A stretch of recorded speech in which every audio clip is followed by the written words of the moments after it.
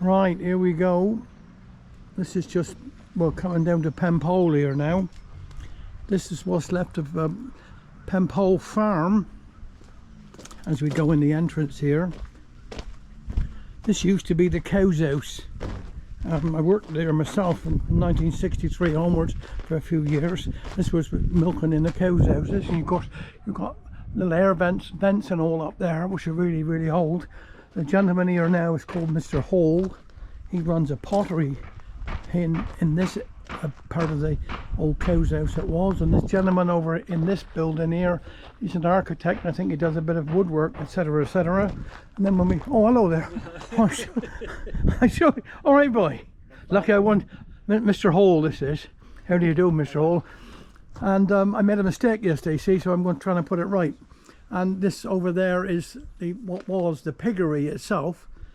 These buildings were mentioned in the 13th century, but mainly from about 1709 when a Mr. Curnow came to Curnow's Quay, but came to live in Penpol House.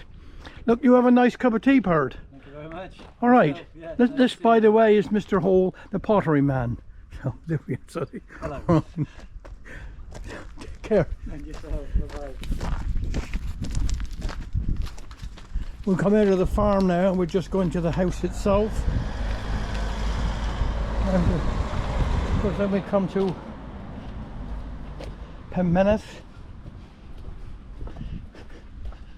This is Penmynnydd, a retired home for gentlefolk. I think we're all gentle when we get old, don't you?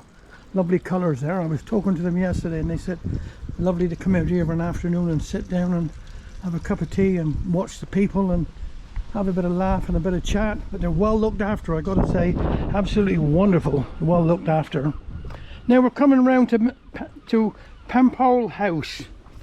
As we said, 1709 was all to do with John Curnow. He leased some of this here thing, and then it was passed on to, what I can say is, yes, Christopher Ellis come here in 1890. And this is the part of the actual wall. You can see some evidence there, evidence here of scoria block. This is from the Cornish Copper Company, which the people that lived here, Ellis's, that were involved with the Cornish Copper itself anyhow. And this is number 12, it says there now. We can't see a lot in there, but that's the actual house.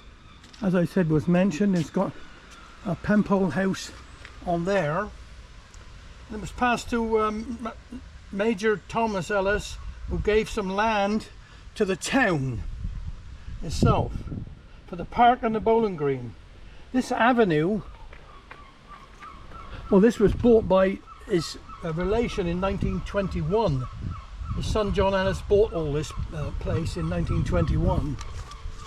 Now, all as you look down here, this was a tree-lined elm avenue, and this road, this avenue, was just to go to Penpol House. Over there, now we're so very, very fortunate in Hale again. We've got a fantastic park area. This is Ellis Park there, as we said, that was gifted by the Ellises to the town.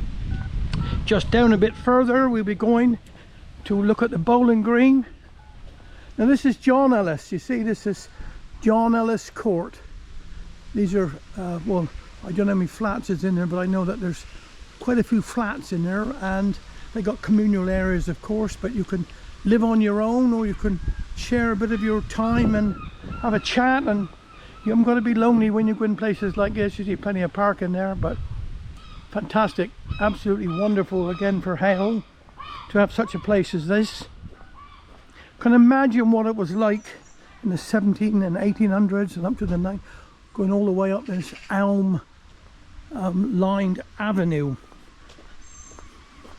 Just go down here a few seconds, and then we'll just have a look at the Hale Bowling Green.